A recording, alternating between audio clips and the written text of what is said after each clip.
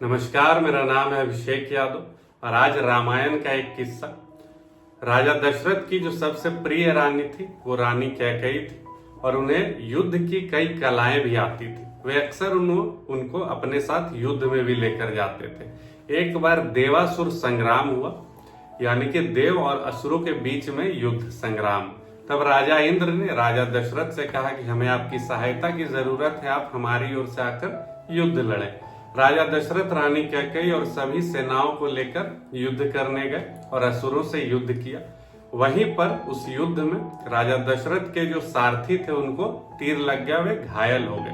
तब रानी कैकेयी ने अपने सूझबूझ और युद्ध कलाओं के बल पर राजा दशरथ की सारथी बनी और उन्हें इस युद्ध से बाहर निकाला सुरक्षित। राजा दशरथ इस बात से बहुत खुश हुए और उन्होंने रानी कैकेयी से कहा कि तुम कोई भी मुझसे 2 वरदान मांग सकती हो। रानी कैकेयी ने जवाब दिया कि आप तो हमारे पति हैं, मेरा फर्ज था आपको वहां से सुरक्षित बाहर निकालना। फिर भी राजा दशरथ ने इस बात का दबाव बनाया कि आप कभी भी चाहें तो मुझसे 2 वरदान ले सकते। अब बात उस समय की जब ये वरदान मांगा गया रानी कैकेयी के द्वारा। राजा दशरथ ने श्री राम को अयोध्या का राजा घोषित कर दिया और कहा कि कल सुबह इनका राज्याभिषेक होगा, राज तिलक होगा और ये राजा बन जाएंगे। ये बात आग की तरह पूरी प्रजा में फैल गई, पूरे राज्य में फैल गई। सभी लोग बहुत ही खुश थे, बहुत उत्साहित थे, क्योंकि वे जानते थे कि राम जी जो है वो बहुत गुणी है। वे जब राजा बनेंगे तो राज्य का सिर्फ उद्धार ही होगा। माता कैकेयी भी इस बात से बहुत खुश थी जब उन्हें पहली बार पता चला कि राम जो है राजा बनने वाले हैं, क्योंकि वे भी उनको उतना ही प्यार करते थे जितना वे भरत को प्यार करती थी। लेकिन ये बात जब मंथरा को पता चली तब वे उनके कक्ष में गई और उन्हें उल्टी बात समझा दी। समझा ये दिया